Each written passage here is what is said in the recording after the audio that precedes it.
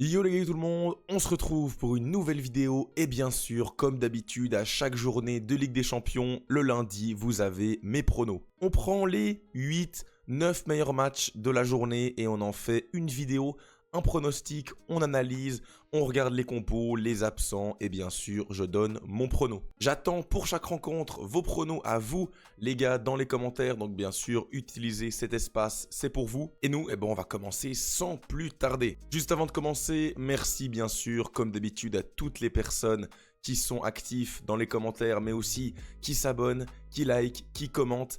Voilà, ça fait toujours extrêmement plaisir, donc merci à vous.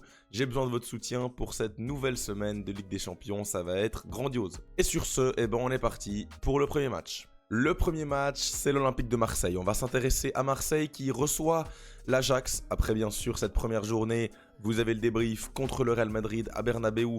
C'était quand même compliqué. Tu finis avec un match plutôt satisfaisant, mais tu perds au final 2-1 avec certains regrets. Voilà, tu aurais pu peut-être faire un petit peu mieux que cette défaite au niveau du résultat.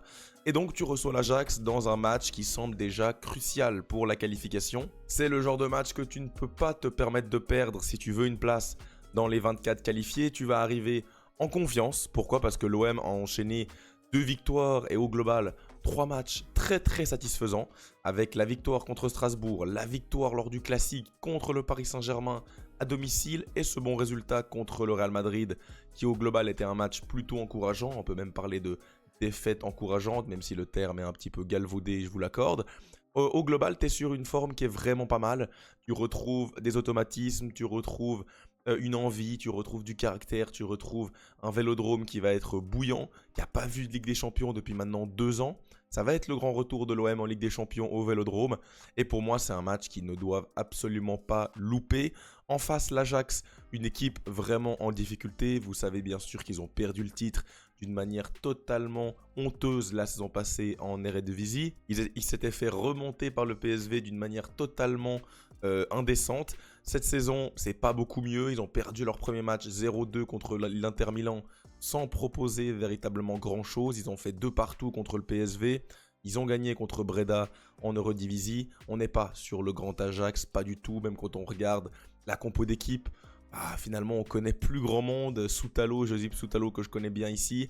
Vince Dahl que je connais un peu de Football Manager. Mais franchement, on a plus grand monde. Berghuis que je connais, Weghorst, ok. Dolberg, Van der Boomen qui est blessé en plus, qui est incertain.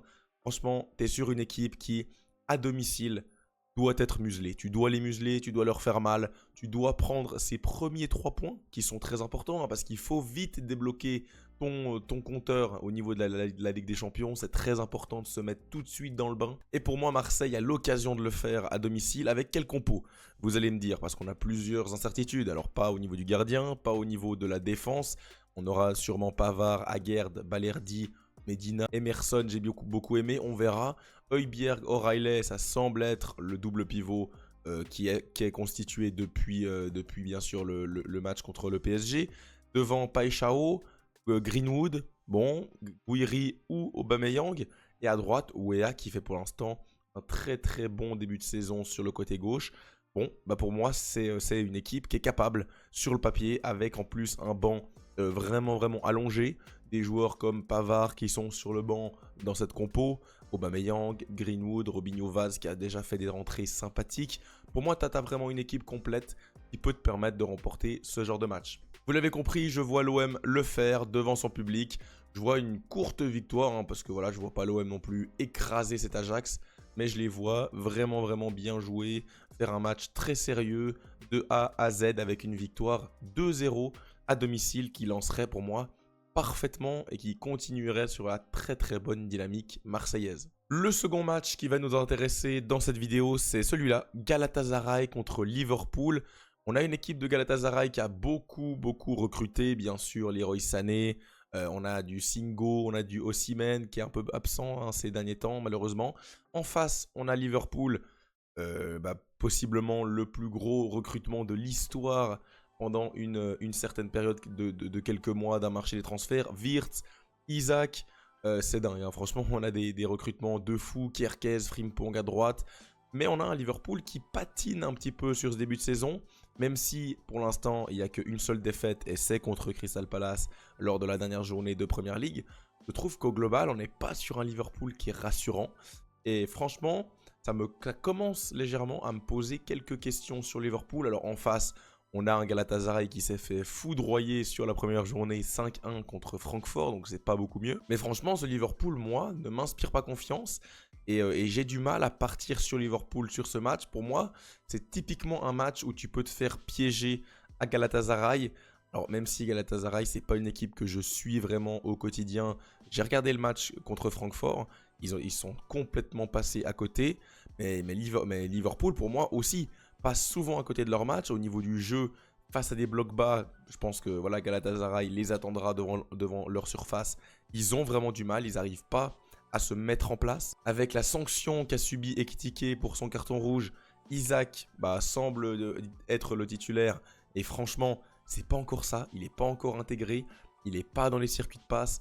On le sent pour l'instant un peu un corps étranger dans cet effectif. La même chose pour Florian Wirtz. Ça fait déjà 2 joueurs sur 4 offensifs. Et je trouve que ça fait un peu beaucoup. Même derrière, je trouve que défensivement, tu n'es pas non plus vraiment hyper serein. Tu prends des buts quasiment à tous les matchs. Konaté, je ne suis pas du tout un grand fan. Kerkez dans son dos, c'est parfois compliqué. Même un Bradley, c'est pas du tout un joueur vraiment très très serein. Donc attention, maintenant là où tu peux vraiment te fier, c'est sur ton double pivot, Gravenberch, McAllister, même Szoboszlai, c'est là où ce sera très fort.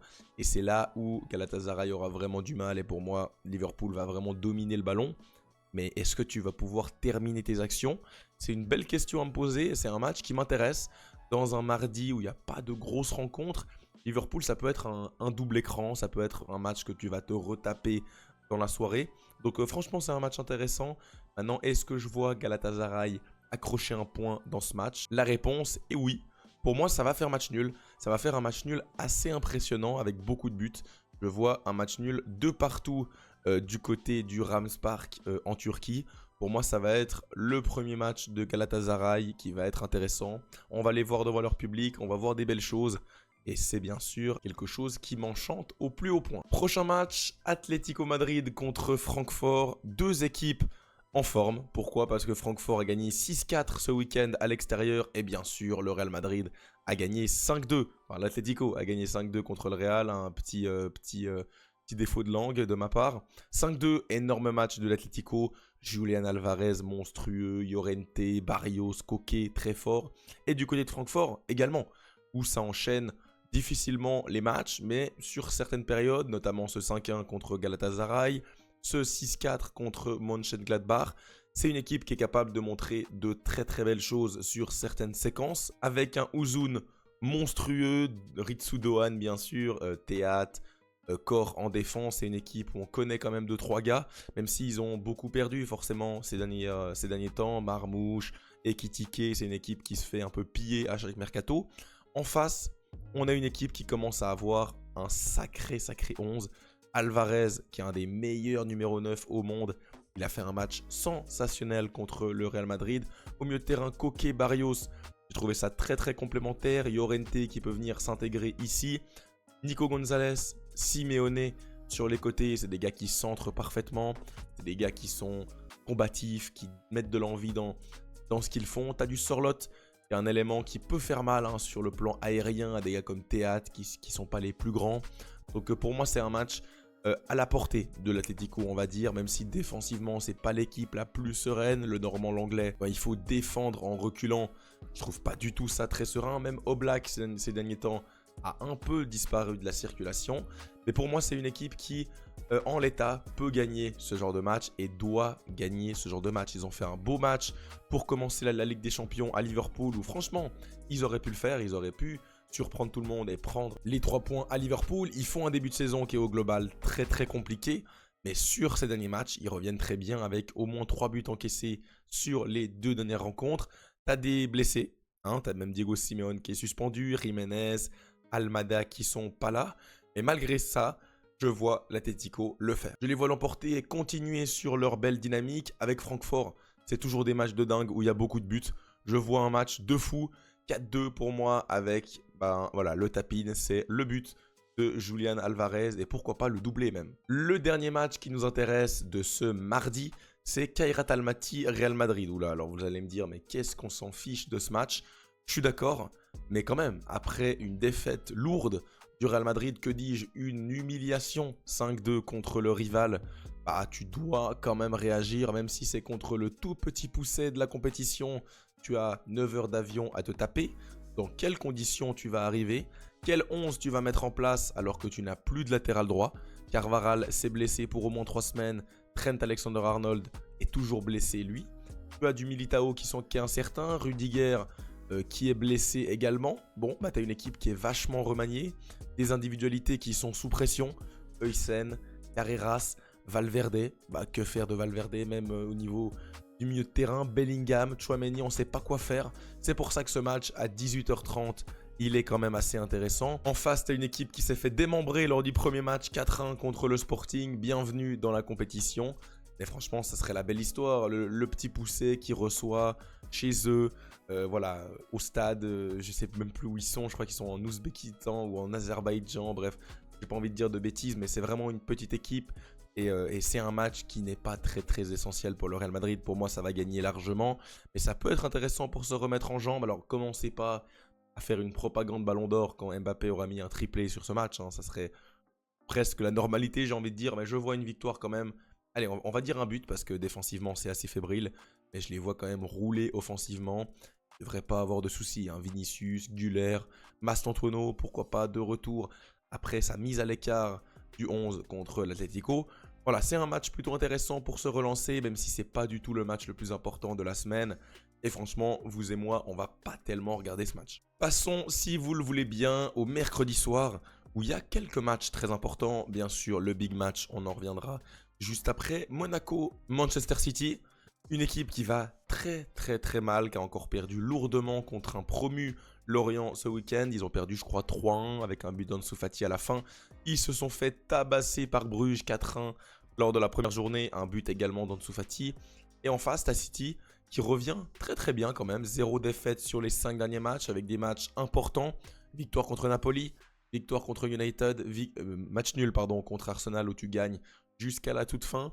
Tu gagnes contre Burnley ce week-end en envoyant 5 buts, doublé d'Haaland. Tu as une équipe très en forme avec des individualités qui sont de retour à un très bon niveau. Quand je regarde le niveau de Doku, le niveau de Foden, le niveau de Erling Haaland en ce moment, le niveau de Ruben Dias, Donnarumma bien sûr, monstrueux. Pour moi, c'est une équipe qui est bien plus avancée que celle de Monaco avec des joueurs en énorme difficulté, que ce soit Kehrer, que ce soit le milieu de terrain ou même ils mettent d'ailleurs dans la fiche parce que tu n'as plus personne au milieu de terrain. Normalement, c'est Thésée qui vient parfois jouer. Devant, Biret, mais plus un but. C'est franchement compliqué. Sur les côtés, Minamino et Vanderson, c'est quand même très léger. Franchement, Monaco, ça parle beaucoup de Hutter, du coach, ça parle d'un limogeage, faut le virer. Je suis pas loin d'être d'accord. C'est franchement catastrophique avec t'as quand même des bons joueurs, t'as de quoi faire, même si bien évidemment la direction sportive est fautive parce qu'avoir un milieu de terrain comme ça et recruter des joueurs aussi peu fiables physiquement, c'est clairement interdit hein, dans le football et tu le payes au final. Et je pense qu'ils vont le payer le prix fort hein, sur cette rencontre. Franchement, quand je pense à un Haaland contre d'ailleurs le milieu de terrain Reinders contre, je sais pas, Koulibaly, Thésée replacé. Bref, pour moi, ça va être vraiment une claque. C'est un match qu'on a connu en 2017, qui nous a vraiment fait rêver. Mais là, c'est plus du tout la même chose. T'as un City qui revient très bien avec un Savio qui est de retour dans l'effectif. Pour moi, tu peux gagner largement. T'as même pas forcément besoin d'encaisser de but hein, pour City. Il n'y a pas grand-chose en face, franchement. Je vois une victoire assez facile, 4-0 pour City. Et si je dois donner un petit prono, c'est que à 18h, ne passera pas la prochaine trêve internationale. Villarreal contre la Juve, c'est un match de mercredi soir, un match qui peut être intéressant avec des équipes qui sont dans un renouveau, qui retrouvent la Ligue des Champions après un certain temps. La Juve, l'équipe des matchs nuls dernièrement, avec bien sûr ce nul 4-4 lors de la première journée. Dingue, hein, dingue où ils reviennent, il y a 4-2, il y a l'entrée de Vlahovic qui fait une entrée phénoménale, Limar qui fait des passes grandioses. Villarreal a perdu 1-0 sur une erreur de son gardien assez calamiteuse. Mais depuis, ils sont sur 3 victoires en 3 matchs contre des adversaires tout à fait honnêtes. Osasuna, Séville et l'Athletic Club à domicile lors de la dernière journée. La Juve, c'est plus compliqué. Match nul contre Vérone, match nul contre l'Atalanta. Tu te fais distancer en Serie A, tu as perdu le top 2. Donc à voir maintenant cette Juve, si elle va pouvoir véritablement réagir. Elle a quand même de la qualité, mais en face aussi. Et en face, tu peux vraiment être vraiment souverain à domicile avec un milieu de terrain très fort. Partey, Gay, Mikotadze, Pepe qui fait un très bon début de saison, Akomash, Salomon, tu as pourquoi pas du Buchanan aussi, je sais pas s'il est blessé, tu as Veiga en défense, tu as vraiment des gars sympas. On a vu que Villarreal, dans des soirs de Ligue des Champions, à domicile, ça peut être sympa. Tu as quand même des grosses blessures, hein. Ça c'est quand même le point noir. Tu as bien sûr Juan Foyt, tu as bien sûr Gérard Moreno, Logan Costa, l'ancien de Toulouse, Ayodze Perez, a.k.a. R9 qui n'est pas là. Donc tu as quand même des difficultés au niveau de ton effectif. Mais pour moi, tu peux faire un résultat sur ce genre de match. À domicile, à la Ceramica, c'est toujours une équipe qui est chiante à jouer. C'est toujours une équipe qui propose du spectacle, qui ouvre le jeu. Et contre une Juve, pour moi, qui me ravit pas, hein, quand je vois cet entrejeu Thuram, Coupe Miners, pas non plus subjugué. Quand je vois l'attaque, Openda, bon, Adriz, bon, ok. Alors, il y a Yildiz qui est exceptionnel, hein, qui a mis encore un but phénoménal contre Dortmund. Mais derrière, Kelly, Gatti, Di Gregorio, ouais, je suis pas non plus un grand fan. Donc pourquoi pas pour Villarreal lancer sa campagne en Ligue des Champions. Si je dois pronostiquer ce match, je partirais quand même sur un match nul. Pourquoi pas un partout. Voilà, c'est un match qui pour moi peut terminer en match nul avec un but de chaque côté. Pour moi, c'est vraiment le prono sur ce match. Les deux équipes vont marquer, les deux équipes marqueront au moins un but. Vous le savez, je le sais, le match de la semaine, c'est celui-là. Malgré tous les absents, malgré une hype qui a quand même beaucoup diminué, un Lamine Yamal qui revient de blessure, un Dembélé qui est absent, on a quand même un match de très haut niveau qui nous attend avec deux milieux de terrain qui sont pour moi les deux meilleurs milieux de terrain au monde. Nous verrons ça dans une prochaine vidéo, vous en avez l'habitude, le match du Barça, je fais une vidéo dédiée. Vous le voyez déjà les absents, hein. Vous pourrez un peu voir la tonalité de la preview qu'on va faire. Ça va être un match qui va être compliqué, mais ça va être un match qu'il faut gagner pour le Barça. Au niveau du classement, quels sont les enseignements? Tu as des équipes qui doivent commencer leur aventure. Marseille, Newcastle, le Napoli bien sûr, on peut parler de tout ça. Pour regarder un peu plus globalement les matchs qu'on a ratés, on n'a pas parlé de Atalanta-Bruges, qui peut être intéressant après la grosse première journée de Bruges. Pourquoi pas continuer à l'extérieur? On a également Chelsea-Benfica.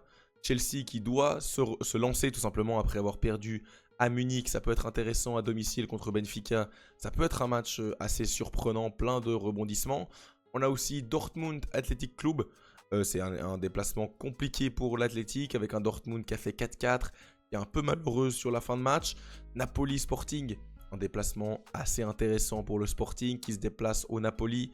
Napoli qui marque un peu le pas, hein, quand même depuis le début de saison. C'est un peu plus compliqué, ils ont perdu à City, ils ont perdu contre l'AC Milan hier soir. Donc voilà, c'est une journée pas des meilleures, franchement c'est pas la meilleure journée, il n'y a pas des matchs de fou. Pour moi on n'a qu'un seul match 5 étoiles, c'est ce Barça PSG. Et même des matchs 4 étoiles, est-ce qu'on en a beaucoup? J'ai presque envie de dire qu'on n'a aucun match 4 étoiles. Voilà, on n'a pas de match 4 étoiles. On a un match 5 étoiles, par contre, la deuxième contre la meilleure équipe du monde, le Paris Saint-Germain, champion d'Europe, ça va être vraiment incroyable. On se retrouve mercredi pour parler de ce match, donner un avant-match. Et sinon, on se retrouve demain soir, sûrement pour débriefer Marseille-Ajax. Et bien c'est tout les amis pour cette vidéo. On se retrouve, comme je l'ai dit, cette semaine pour les différentes vidéos qui nous attendent. Et bien sûr, n'hésitez pas, juste avant de partir, à claquer votre meilleur pouce bleu. Et bien sûr, à me donner tous vos pronostics dans les commentaires. C'était Esteban, et bien sûr, Visca Barça.